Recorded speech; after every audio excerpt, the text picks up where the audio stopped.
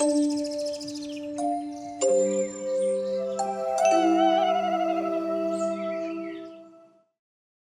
queers! I'm January or Scratch. I'm an artist, a 2D animator, a character and costume designer, and a million more things. In this video, I will be redesigning WoW characters. This is a very big project consisting of redesigning 18 characters and putting them into 5 groups. So this will be a 5-episode series, and in a video, I will be focusing on one group. This series consists of the Betrayed, the Alliance plus Ration, Thrall's Fan Club, the Family Horde, and the Traditional Horde. Without spoiling which characters I drew and in which group I put them in, I hope the titles are enough to intrigue you. Originally, I just wanted to make a height chart with my ideas of how tall these characters are, but then I went crazy with it and I basically made a character sheet. I am so excited to share this. This piece was one of the best things I've ever worked on. I learned so much from it and I thoroughly enjoyed every step of the process. I tried to stay as close to the original as possible while remaking and fixing glaring issues with some of the characters' designs, and I also only did characters I was passionate about. I split them into groups intentionally to show more of their personality and the dynamics and chemistry between them and other characters. You'll get a peek of a whole bunch of the other groups in each video, and that's because I was working on them at the same time, so the time lapse you're looking at isn't the actual chronological order I did them in. So for this part, I will be drawing Illidan, Tyrande, and Malfurion. I wanted to draw Illidan only, but I wasn't sure who to group him with out of the characters I like, because he doesn't really interact with all that many people, so I gave up and I ended up drawing Tyrande and Malfurion as well. But as you can see already from the sketch, this is entirely about Illidan. Illidan is a very fun character. When I first saw him, I thought he was so very extremely cringy, and wow, I have grown so affectionate of him now. So I entirely thought of him as like a really committed edgelord, and Mirivan and Vihar couldn't stop mocking the TBC trailer. His silly little speech, the tone, the environment he's in, the posture and the movement, everything is so hilariously manly and edgy that I was like, there is no way a singular self-respecting person thinks he's actually cool and epic. So yes, that was my first impression of Illidan. But I believe my whole idea of him changed fully when I saw the rejection of the gift cinematic. Like, wow, now I absolutely love the guy. This cinematic definitely would have been enough for me, but we also started playing Warcraft 3 and I saw the actual origin of his personality there, and now he's one of my favorite characters. That's the thing about men writing cool, in quotations, characters, is that they completely erase any personality, individuality, or humanity of said character. So Illidan in WoW being all epic, sitting on a rock holding a skull for eternity is not realistic, not cool, or fun. It's stupid, boring, and ridiculous.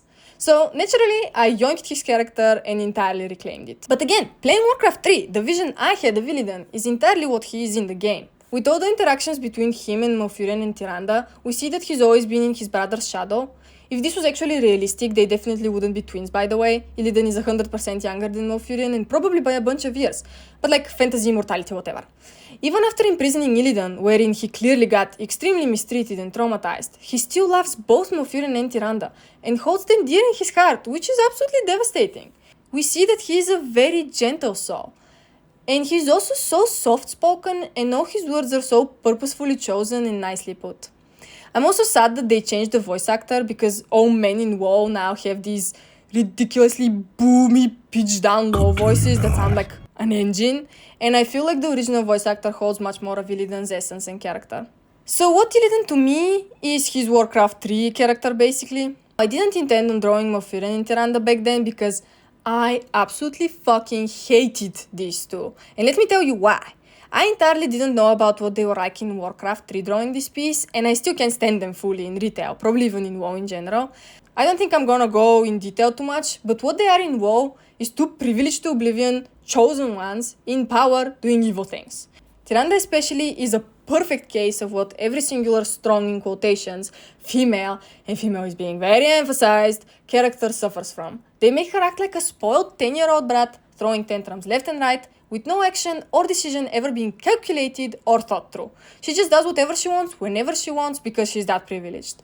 She's also being extremely coddled by the game at all times, and when I tell you, I cried watching that Tyrande and Sylvanas Shadowlands cinematic. I can't believe she had the audacity to say, "Elune, don't forsake me," to Sylvanas while strangling her. To Sylvanas, to the Forsaken leader. Forsaken? Anyways, Malfurion also, and he's sleeping at all times. Bro, I can't believe this writing. So, let me say, I actually adore Tyrande in Warcraft 3. Oh my god, I can't believe what they fucking did to the Night Elves. Damn. Wow. So, as WoW does, they love butchering shit, and Night Elves are probably the biggest example of WoW ruining a concept. In Warcraft 3, they were entirely supposed to be a forest tribe, full of spectacular warriors, mostly women, living in the wild and not in buildings but on the trees, protecting nature selflessly and fighting only when it's required. They cared for all nature and not only their land, and they lived in the actual wilderness. Ashenvale was a genuine forest with real trees, while Ashenvale in WoW, and as much as I love it visually, it is entirely a magical forest with enormous trees that are fully unreal. I'm not even going to talk about Eldersil. What the Night Elves are now is quite literally God-chosen, blessed with the perfect magical land, secluded from all the war and society, on an island, protected and unreachable, drowning in privilege. I am so sad about that, and I haven't seen anybody talking about it. Hey, little update by me from a few days later. A lot of people got the right idea of all the shit WoW fucked up with each expansion. It's just that all these discussions were happening during times where I wasn't even born yet, so yeah.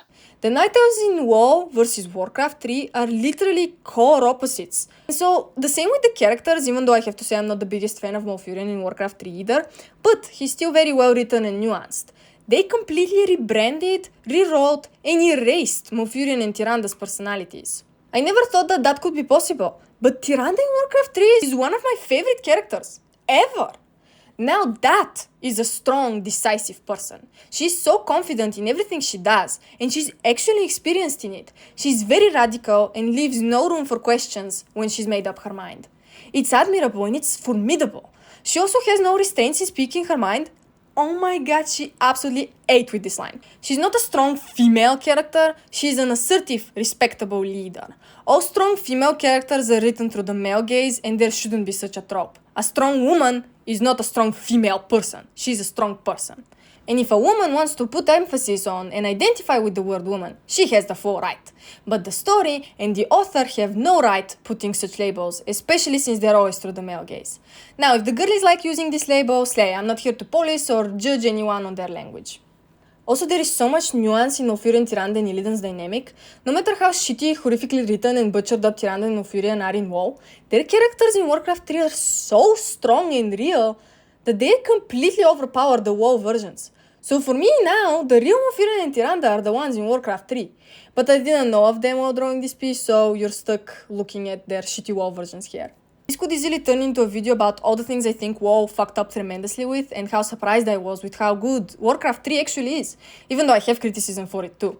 But to get back to explaining my decisions on designing them. So, as I said, Malfurion and Tyrande are included here for giggles mostly, because I didn't care for them as characters and I can't stand them in WoW. So, you see, with me, if a character is shitty, be it shittily written, or just a bad person, and I see potential in them, I will rewrite them in my head and for my art. But if they're so bad that I can't even begin to fix them, I will completely erase them from my art. The world is ugly and evil enough, so I'm completely uninterested in exploring the point of view of evil characters in my art. If I like a character, I'm not going to make them evil. They might have done evil or bad things or have a confused morale system, but if I write them, I will explore their journey healing and fixing their mistakes if they've made any. My art is self-expression, so essentially every art piece I make shows a part of me. It is a safe space for what I like, what I believe in, who I am, how I see the world, and how I want to change it. That's why I didn't even want to draw Tyrande and Malfurion first, because I don't like giving attention and time to characters I hate. That's why you probably never see me drawing Alleria, Tyralion, and many others. But I thought the funnies were worth it here. However, I didn't redesign them exactly for that reason. The only decisions I made for their designs is their heights.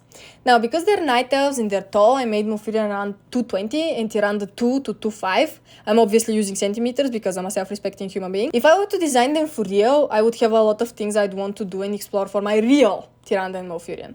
But now, on to the interesting part. It is time to address the elephant in the room. You've been looking at me drawing this for some time now, probably wanting an answer to this question. Why is Illidan so short? Well, you see, the answer is, it is very intentional. As I said in the beginning, my first impression of Illidan was the TBC trailer. And oh my, he is so fucking stubby in this trailer. I kid you not, I laugh out loud almost every time I see this snippet.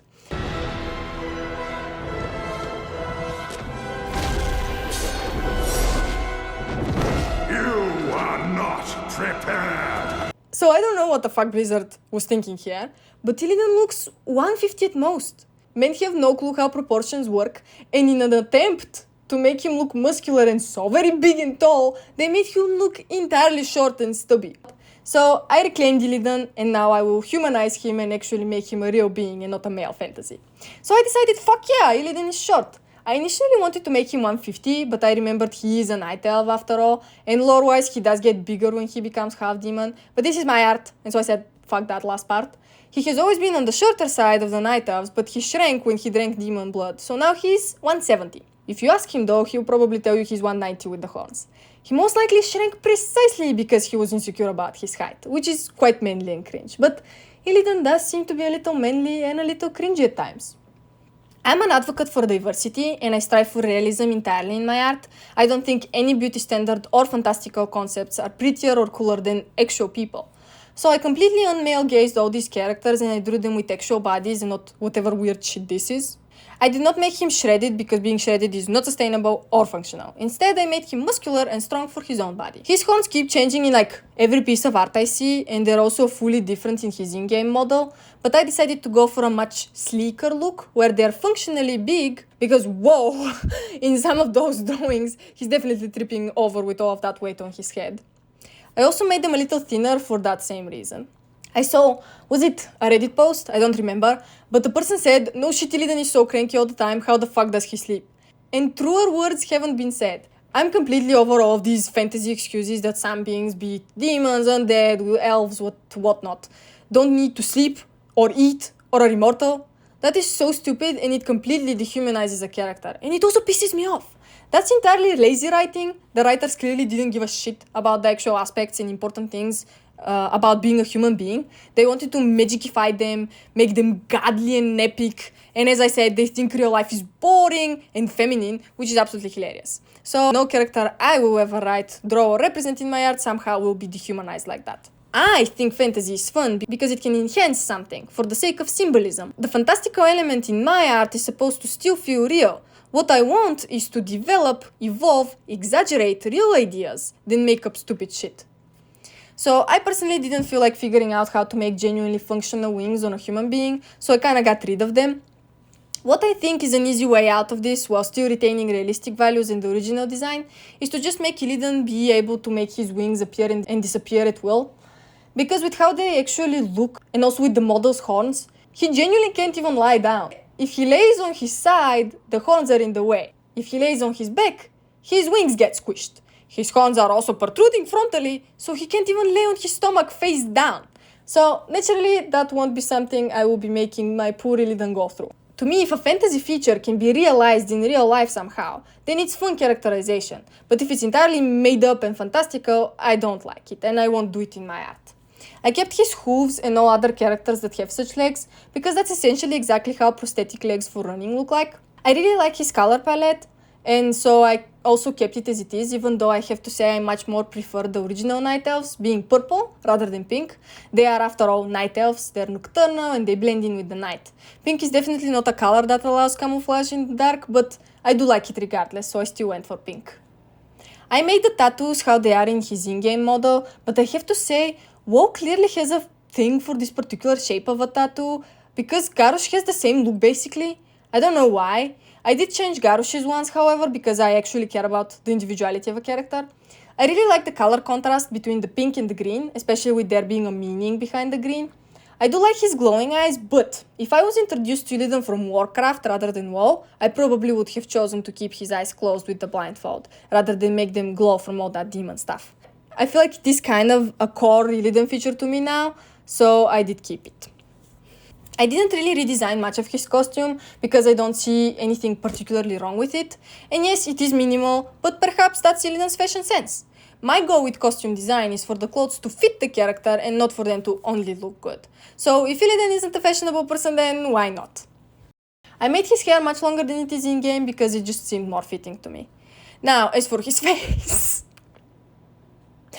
this is my top number one favorite image ever. I cannot put into words what joy I experienced looking at this picture. I obviously did not keep whatever the fuck this face is. Now, let's talk about this. WoW absolutely sucks at making man faces. To be honest, this video is turning into a WoW man roasting session. But what am I supposed to do when they look like this? I don't understand this fetish for men looking wrinkly and in this very particular way. It is clearly a very deep-rooted misogynistic concept of men looking old and women looking 20 at most. But man, they even failed at that because old people do not get creases in these places or in that way whatsoever. Also, half of these men are supposed to be like young. What? They look like they're making a face, like they're disgusted, but I don't even know what emotion this is. I certainly don't experience it. So I get all the general features he has. I don't imagine Malfurion and Tyrande or Illidan being like small young adults. I see them rather in their 40s or 50s, maybe even older. But the point is I see them as established and experienced people. You see, I am 18 and I've only had experience drawing young characters. This was my first time actually exploring, studying and drawing people significantly older than me. And in this particular piece, the face isn't really the focus, so I didn't get to detail it fully, but I did draw a lot of other Illidan sketches in pieces where I explored that, and I had so much fun. I've always been uncomfortable drawing older men and so-called manly features. You can understand why. And so in my art, I always strive to make everybody pretty, in quotations. However, this pretty is a dangerous trap, and I see a lot of artists falling right into it. An art style and pretty people is essentially an erasure of certain features and a way to put other features on every singular person. A lot of artists have had this conversation a million times with skin tones, but it doesn't stop there. There is no such thing as manly or masculine features, the same way with feminine, and that goes for the face and the body. People are people and they're beautiful and different. Human beings are so diverse and you cannot fit them into a label, an art style, or simplify them. A lot of features have gotten fetishized, sexualized, and villainized. So trying to fight and counter that, I grew avoidant of them. But that is so wrong. The fact that a creep gazed upon a feature that is completely normal doesn't mean this feature is now tainted or ugly, or the opposite, superior or sexual. Features like big chests and hips, wrinkles, different shapes of noses, stubbles, different body sizes, eye bags, muscles, and many, many more, me and others have been uncomfortable with in an attempt to counter and avoid these creeps, are perfectly normal and pretty. I will always advocate for this. Exposure therapy is the way. The more people I see, the more beautiful I find them, and the more beautiful I find myself. The more diverse people I get exposed to, the more I normalize all types of features, be it similar to mine or completely different. In this globalized world, not being exposed to diversity and conforming to societal standards is extremely harmful. Ignorance can very easily hurt people. A person who thinks they are ugly thinks other people are ugly as well. They might not realize it, but they still think that way. A lot of insecure people will say, no, but only my face is ugly, only my body is ugly. A different person might have similar features to them, and that can easily be hurtful to them or to anybody. Insecurity always results in hurt. So look at how gorgeous I am, and I know you are gorgeous too. Expose yourself to real people and love yourself. So with that journey, I got to broaden my vision a lot, and let me tell you, as an artist and as a person, vision is the most important. Acquiring the vision to actually see and understand something is sometimes even more important than just knowing it. So back to Illidan. I actually got to bring him to life, making him look and act like a real person. I gave him a stubble, which isn't really visible here. I gave him a very defined and structured face shape with high cheekbones and a square jawline. Because he's almost always angry and furrowing his eyebrows, I made him have definition on his forehead. I also kept his fun widow's peak. Now, as for the expression, I wanted to show his pissy little attitude, and so I drew him murmuring to himself, probably counting all the things he's better than Malfurion at, while twirling his hair, looking at them being all jealous and insecure. I think it's fun to explore real issues and not whatever stupid shit WoW is doing at the moment, so it would be fun to see Illidan indeed being manly and insecure. He clearly has a lot of pent-up emotions and trauma that he has not addressed to himself or anyone, especially with the rejection of the gift cinematic and him letting all of that out. Him exploring and healing afterwards would have been so great to see. With him being such a great anti-villain, anti-hero type of character and having so much affection and love towards his close ones, I can see his empathy winning the inner battle he's having and actually choosing to heal rather than continue coping. So yes, my version of Illidan is a cranky little gremlin in the process of healing and exploring himself, and you can see more of that in my other Illidan pieces as well. I called this group The Betrayed entirely for the funny, but my view has changed a bit after playing Warcraft 3. And now it really isn't funny, it is quite simply true. Illidan was never given any chances, he got way too judged, he wasn't met with any understanding, empathy or love whatsoever. So dare I say he was the one that got betrayed. Did he do bad things? Yes, clearly, but he didn't deserve the punishment he got. So yes, I am very happy with how this group turned out.